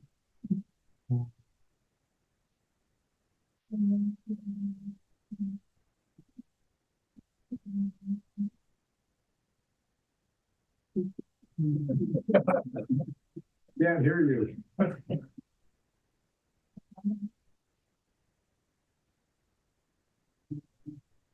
think it's on. No. He's not muted. He's not muted. No. Muted. I think, yeah, go out and come back in. Okay. I'll watch for you. We have this other hand up. No. Okay. So we kind of talked a little bit on like the protected like places, like religious places and schools like that, but I attended a webinar today on this organization that does or that provides like immigration services. And they were talking about how these current places are under threat with the new administration. So I was just wondering how if this memo is taken away and there's no longer like these protections available, how is this going to reflect with like current sanctuary like policies, and what would then like the police department or whatever, like what would they then do if these places are no longer protected? So lo que estaba preguntando es que bajo este memo de los sitios que están bajo protección como iglesias o escuelas, yo atendí hoy una junta así como esta de una organización que ofrece servicios de migración y estaban diciendo que estos lugares de protección están bajo amenaza con la nueva administración. So yo quería saber cómo es que ahora esto se va a reflexionar, o estos cambios en las leyes federales va a reflexionar esto aquí en Arcata. Yeah.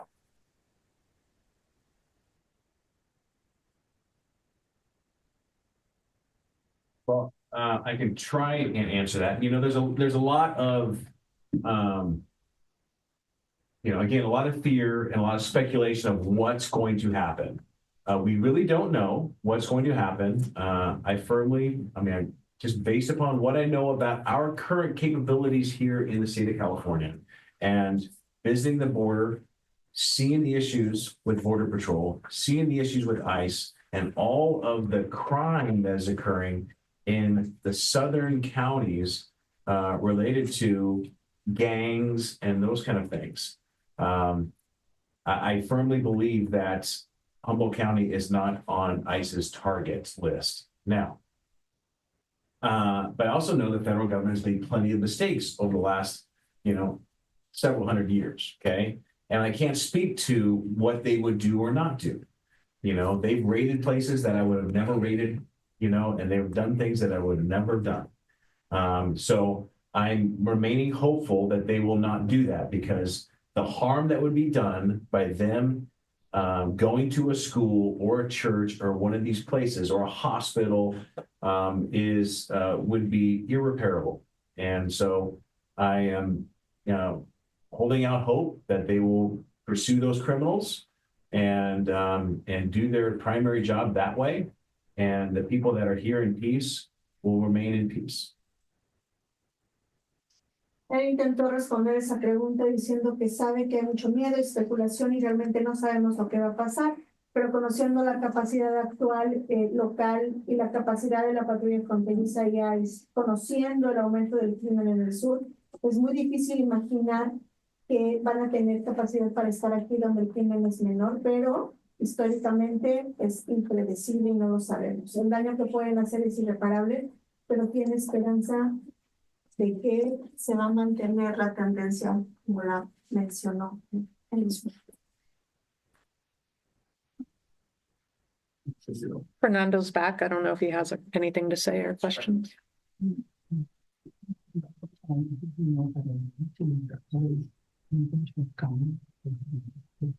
Nope, still nothing, Fernando.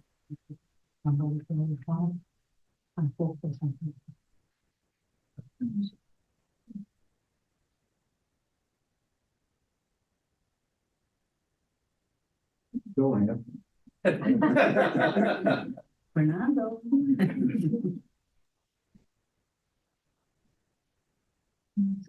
The third time the charm.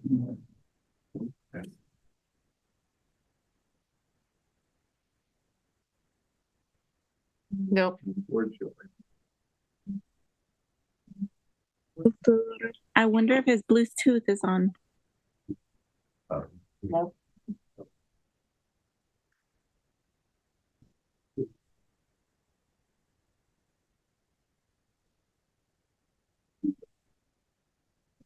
No, there's no other hands.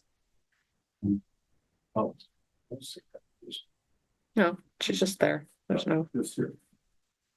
Did you have a comment? Did you want to say? Do you want me to say to me? Oh, what I said when I told you. I'm sorry, okay. I mentioned like I don't know if somebody remembered in 1994, the immigration come to Humboldt County and go to a lot of places, houses, go to the schools and the farmer, what's the Sun Valley Flower Farm, and they get lots of people. I understand. I mean, it's not okay, but I understand. You know, the criminal people, but in that time it was, you know, little kids and women's, and it wasn't so really bad. Thanks God, nothing happened to me, but that time, but it was really scary. And I hope that's not gonna happen again. Mm-hmm. Yeah, because I think that's the reason why a lot of people be so very scary last time when there's the rumors. So yeah, so I had to be ready in case something happened. people have to know where to go and where can I, question, or asking for help.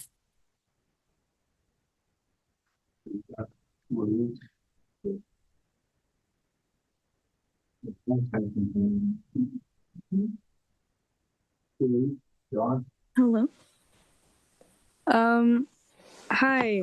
I wanted to ask something of the sheriff specifically. I'm a Eureka High School student, and I'm a Eureka High School student who has recently been hearing a lot of anxiety. Oh, we lost you. Yeah, I think she lost her connection. Fernando, do you have a? Well, if Fernando doesn't work, I can talk too, because I came also to participate. But Fernando, Fernando, 1, 2, okay. he left. He's probably gonna log back in. For the spontaneous research. No problem. I think this is a very valuable exercise, and I will be willing to do it. And I know many valuable members of my community that will be honored to serve our immigrants virtually and in person. So I want to first thank you for inviting us as a nonprofit organization that has been working without taking a minute since 2016 for the immigrants' rights in an affirmative way. And now we have an old story, Sherry. We know back in town. Yeah. We might seem the same physically, but I think we have also developed a professional relationship, everyone in our domains. My English is better than back in time when I recently migrated from Mexico, and I pulled them. And I felt also very intimidated to be in this type of forums. Right now, I feel very confident because my community is informed, is empowered, is educated on the rights, and is prepared. Good. I think the rumors this week was a strong test for us, and I think we passed it. I think we were able to communicate, to mobilize, to verify, and to spread and certainty instead of rumors. And I think that's what we have to do, but maybe in an institutional way. Maybe we can consolidate these platforms for inform and verify. We have the newspapers, we have infrastructure to do it. We just need to work in the grassroots levels with the people that is working in the place, that is at the minute reporting, that can tell us, okay, this is true, this is not true. And that people that's because they trust us. They trust Central Ecuador, so they share information. This is not easy to do due to history here. And this is when I understand your comment. Past is important. The trajectory of our relationship, for example, it's been, I'm gonna say from my point of view as an immigrant, it's been either sour because I wanna trust, I like at the sheriff bring yeah, Fernando? Yeah. Okay, you have to mute my microphone. I'm talking. I muted him. Thank you. And now I want to be able to see a trajectory of what the office has done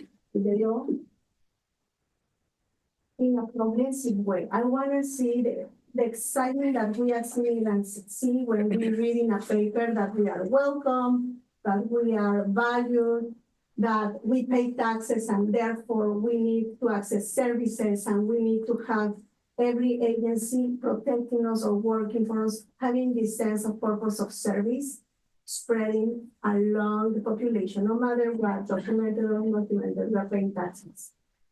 So I want to rebuild this relationship based on actions. I still have this hesitancy when I read or when I hear that Measure K or the sanctuary law stop some of your functions, or when you express the law as it's stopping you from something or impeaching your functions. I interpret that as a sign of maybe you don't like it, or maybe you prefer that doesn't exist as sanctuary. Instead of that I've been reading, seeing for so long since it's been in place. I would like to build this relationship in those actions where you express the sanctuary has been in place, and this is how I am improving it. This is how I am sending my agents to, to be educated, to be ethically in relationship with every person, regardless of their race or the color of the skin. I want to have this interpretation of the law more active, and again, in an affirmative, positive way. It's not only to react, it's to move with the law, to enhance it, to better understand that we are integral to this community, and we are not only part of the agenda every time a president like Trump comes in place. We don't want to do that. We don't want to interrupt our lives every time a president decides to put us as a target or, as a topic in a very negative way.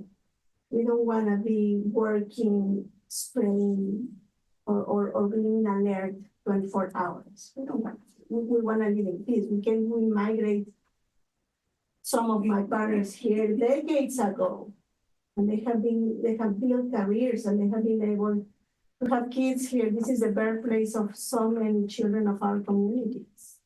Like, we don't want to be the others, externals, the ones in the annals of a law, or the ones that needs to keep reading the law every time we meet.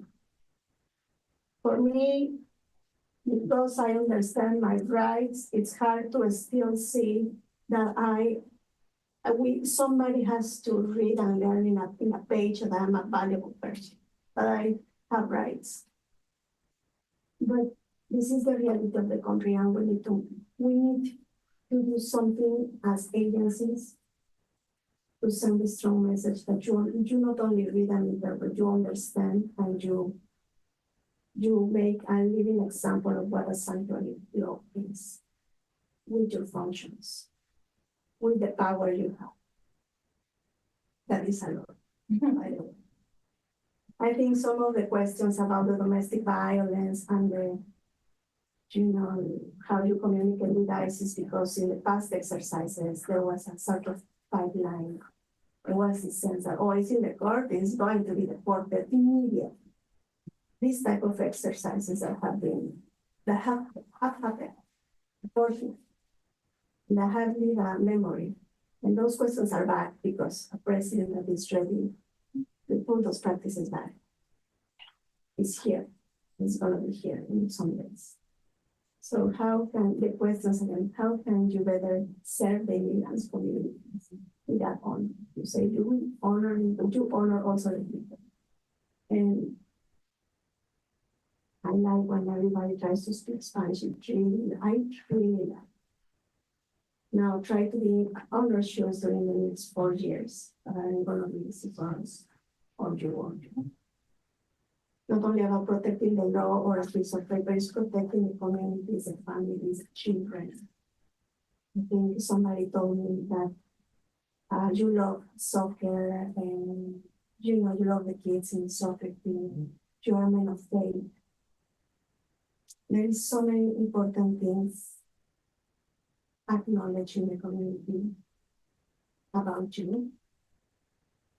There is one more thing that needs to be acknowledged, that you are going to leave a memory that you will represent the community, and you will put in place the sanctuary law with actions. I like when you say that you will be able to go and question ICE agents and say, are you following them? Because we have protocols. Because this is a law that people vote, that was in place because people wanted. I like when you said, I want to see it. And yes, please, maybe let's try to practice to talk more positively about sanctuary law. Because when you talk about sanctuary law, you're talking about us as immigrants, as messengers or as advocates and us as we are the recipients of this law. So when we hear that the law stops you from something that our entire community is stopping you. That's how I think, that's how I perceive it, that's how my intelligence, my way of invite you to perceive it and act it in a more affirmative. So we cannot navigate this video that is going to be chaotic at least, because what is happening in Bakersfield affects morally, emotionally, mentally. It's not that it's not going to happen here. It's going to happen to one of us eventually, to one relative that is in LA. It's happening to us as people, as immigrants, right? So we don't separate. We don't say, oh, in the South, or we are part of all in the United States. We are a network of people that understand that this person that has been deported in Bakersfield or LA have crossed the border and looked for a better life and has kids here and now living this tragedy is something that is affecting us here in Humboldt County. So let's try to also keep in mind that we are not constrained to this Northern California region, or we are not behind the redwood curtain. In that sense, we need to speak about migration more positive. This has been an effort. People survive migratory policies, immigration, abuses of ICE.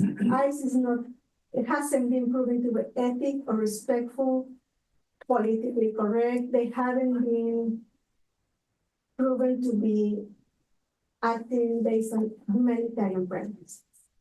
They are forces that have been proved to terrorize, to violate laws, to invade houses, to invade jobs. So we need to be mindful of that memory and all the burns that have been caused in these communities, including the sheriff's office. Help us to heal those wounds. I mean, there is reconciliation possible always. We are here to talk about it. Reconciliation, trust building, but based on actions. That's a real next step based on the past and the lessons learned. That's what I really want to see, and I would willingly work with you. And I thank you all for inviting us. Sure. Want to thank all you guys for coming. We have a couple of people really quick. It's 7 o'clock and we have a little bit of business that we have to do as a commission, but not very much. So. Lucy, do you want? Hello. We got Lucy's. Hello, good evening. My name is Lucy. I work with the Healthy Kids Humboldt program with Providence St. Joe's. Also, I've been part of the Promotores group for many years now. And I just had a question for Sheriff Hansel. I know in the past we've met with you going through this process before in the past. And I know that back then we were able to connect with you when something like these rumors happened and check in to see if you know anything. Is that something that we would be able to do, say either Centro or someone from Promotores? Obviously, maybe not having everyone call you, but having maybe a couple people that could potentially be contact, and if you can confirm or deny if they are present. Well, yes, if ICE is in town doing enforcement action, then we should be able to verify that. But we will look into it if there's verified evidence that they are here. Lucy pregunta, ¿el sheriff nos puede informar si está aquí? El sheriff dice que sí. Son capaces de verificar si hay evidencia de que ICE está aquí. So someone can call 911 at any given time and report, any kind of activity. So if they suspect there's people at their house that may or may not be law enforcement, they can call 911 and we will respond to check and verify. Alguien que sospecha que ICE está en su casa puede llamar al 911 y reportar esa actividad y entonces la oficina del sheriff verificaría ese reporte. I think part of the question was also, can they call your office to find if ICE is in the area? Well, like I said before, ICE usually will not call us and tell us that they're here. And so, but if they happen to do that, then we will verify after, oftentimes, that they have conducted their enforcement action. Okay. So. Also, for example, with the rumors, I know Natalia mentioned she contacted and reached out to you. For a situation like that, would Centro or someone from Promotores be able to check in with you about that? Okay, thank you very much. Appreciate it. Take a single contact, to get my number. Absolutely, I can do that. And you got it. Thank you, Lucy. Thank you. Are you on? Lou, are you? Hi.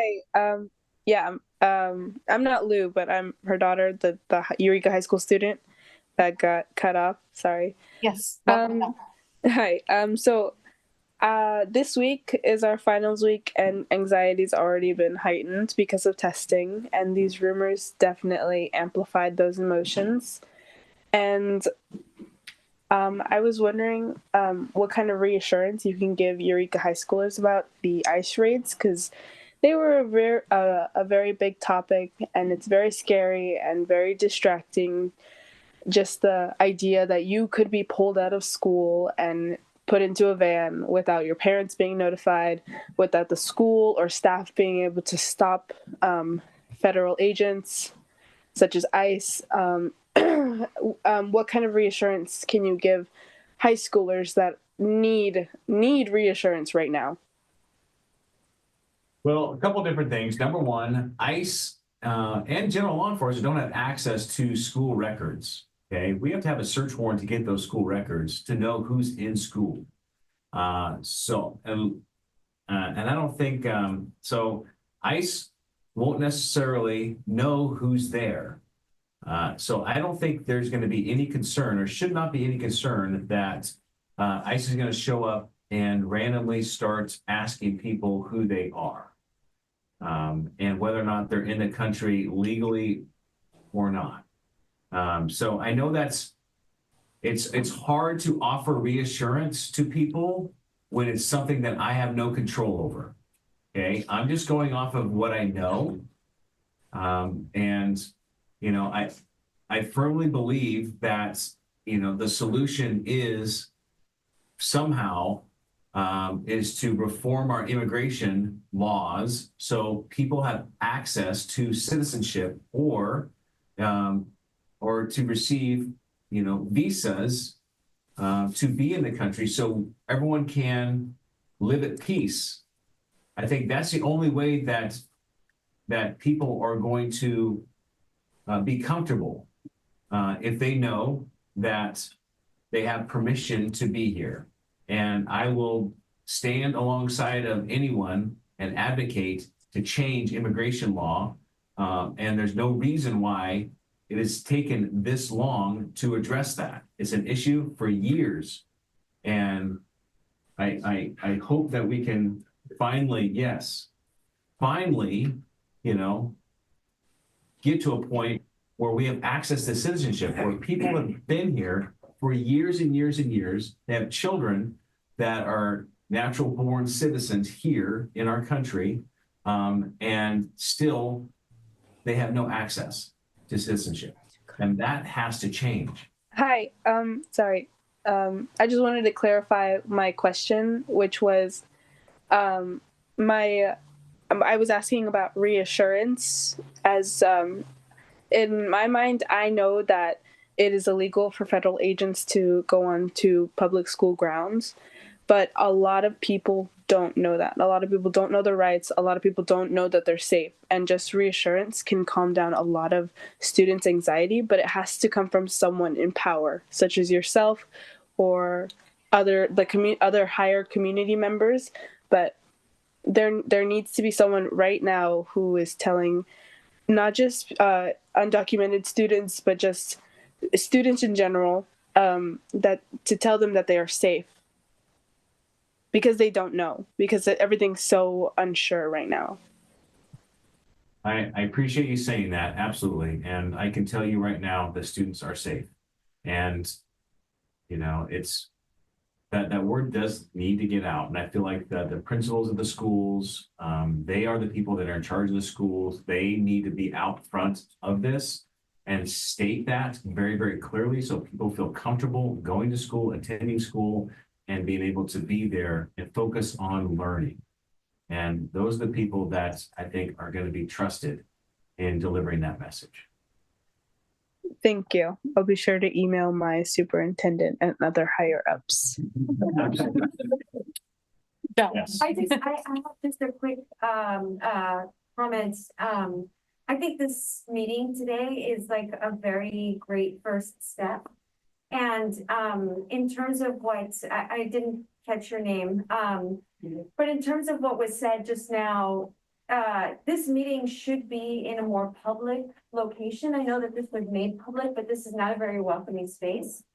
And while I think it's really gracious that interpretation was provided on the fly, there are many competent interpreters in this town, and there's a collective of interpreters and translators that could have been invited to this meeting to make it a little bit more streamlined. And so if there is a chance to do something like this in a more community welcoming setting, I think that this information could get out. People could know about their rights. You could reassure the community. And I think that would be fantastic. Thank you. Well, just a note on that.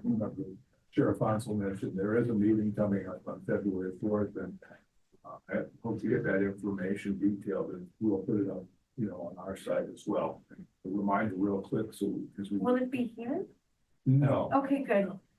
Sorry, this place is not very welcoming. If we had our choice, it wouldn't have been here. Okay. Just one more quick thing, for those of you that are still on, if you do have questions that weren't answered, we do have, again, a message line, which is 707-268-2548. And again, we'd also have our Facebook where you can make comments or ask questions. So please do that. Again, 707-268-2548. And then really, really quickly, because I see a lot of tired faces over here. Thank you all for coming. I really, really appreciate it. Thank you. I'm sorry to take the time, but I think it's really important. I have two suggestions. I would think it might be very helpful, Sheriff Hansel, if you did a My Word and get it out on social media and get it in the newspaper of the rights of people and the things that you've been saying here that got to these people, but not to everyone. And the second one is that under our new business, we did have the possible letter to the Board of Supervisors, Sheriff, and other police agencies that we looked at last month.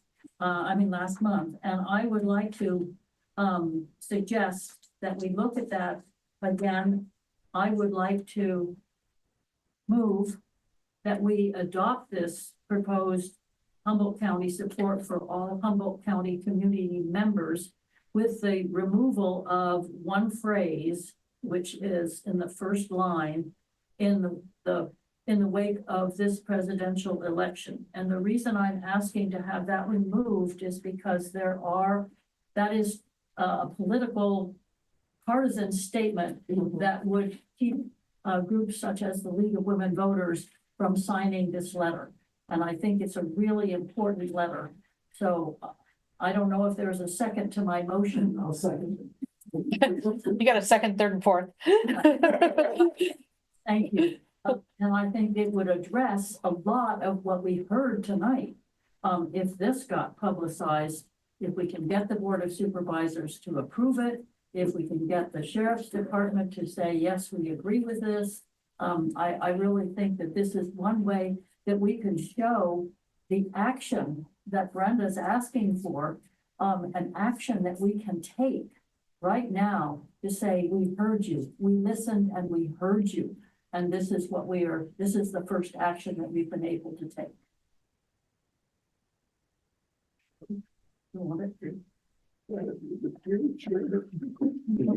These are unfamiliar roles. Can we thank our guests? Well, we will. We went, oh, Everyone got We have a motion before, on the floor, to submit this letter to the Board of Supervisors. Any further discussion? All those in favor, please raise your hand. Great. Or say aye. It does have that It's- phrase taken out. After the phrase. Like a phrase trade. As amended. Up on the first line. Why did you mark that? It's good, it's like, And I know Guy feels grateful, and we all do, for you staying as long as you did, answering as many questions as you did. Mike, I think you can kind of warn your other compadres about what they might be in for on February 4th. Yeah. And I hope that you're well prepared for that. Your points about the translation are very well taken. It was obvious to us that we hadn't prepared quite in that way. But If you need a list, I'd be happy to share it with you. There's a list of, a collective of interpreters and translators. that would be very helpful. Thank you. Yeah. And thank you, Brenda, again, for, you weren't asked to do this, and appreciate very much what you did tonight. The meeting would not have been successful without you. No? Thanks, Brenda. Yes. Unless there's any further conversation, this meeting is adjourned. Thank you very much. Thank you. Everyone.